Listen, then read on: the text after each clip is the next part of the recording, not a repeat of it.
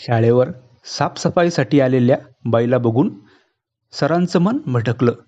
त्यांनी तिची साडी पकडली आणि बाजूला फेकली. तिला वर्गखोलीत नेले आणि बेंचवर तिला नमस्कार मित्रांनो, स्वागत आहे तुमचं आमच्या चॅनलमध्ये. तुम्ही जर अजून आमचं चॅनल सबस्क्राईब केलं नसेल तर प्लीज चॅनलला सबस्क्राईब नक्की करा. शाळा सुरू व्हायला आता फक्त 10 दिवस बाकी होते. सुट्ट्यांमध्ये शाळेवर खूपच कचरा झाला होता. आता शाळेतील साफसफाईची जिम्मेदारी ही राजेश सरांची होती. राजेश सरांनी गावातील एका बाईला साफसफाईसाठी सांगितले होते.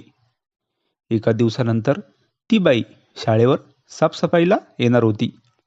शाळा गावापासून थोडी दूरच होती. राजेश सर शाळेवर गेले आणि त्यांनी साफसफाईवाल्या बाईला फोन केला. ती बाई राजेश सरांना म्हणाली, माझी तब्येत खूप खराब झाली आहे, मी नाही येऊ शकत, पण मी तुम्हाला दुसरी बाई देते बघून, ती येईल.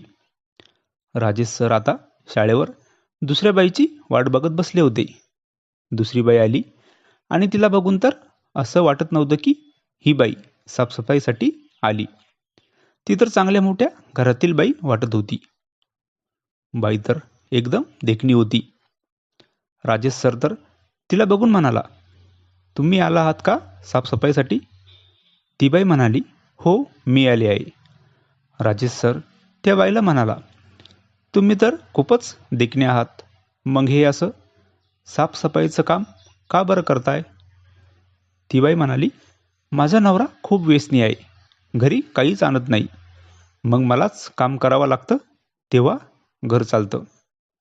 राजेश सर जास्त वयाचा नव्हता, त्याचं वय 34-35 असेल. तो आता त्या बाईच्या मागेच होता.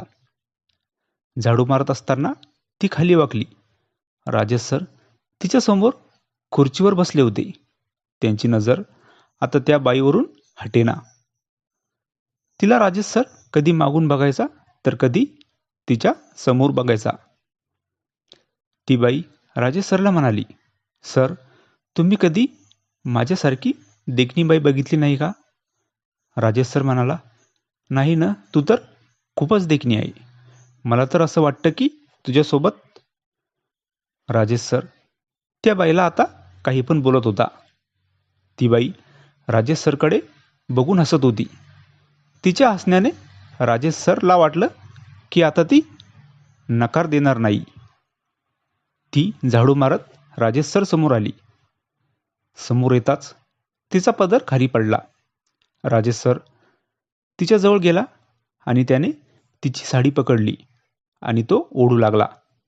बाई म्हणाली, अहो सर हे काय करताय? तुम्ही कोणी आलं तर काय समजेल? राजेश सर म्हणाले, इथे कोणी नाही येणार. राजेश सरांनी आता तिची साडी बाजूला फेकली आणि तिला वर्गखोलीत नेले आणि बेंचवर तिला.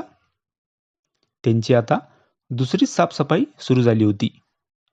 साफसफाईचं काम सोडून राजेश सरने तर त्या बाईसोबत वर्गखोलीत. पुढचे 10 दिवस राजेश सरांनी त्या बाईला शाळेवर बोलवलं होतं. शाळा सुरू होईपर्यंत राजेश सरांनी त्या बाईसोबत शाळा सुरू होईपर्यंत राजेश सरांची त्या बाईसोबत साफसफाई चालली होती. ही कथा पूर्णपणे काल्पनिक असून वास्तविक जीवनाशी काहीही संबंध नाही.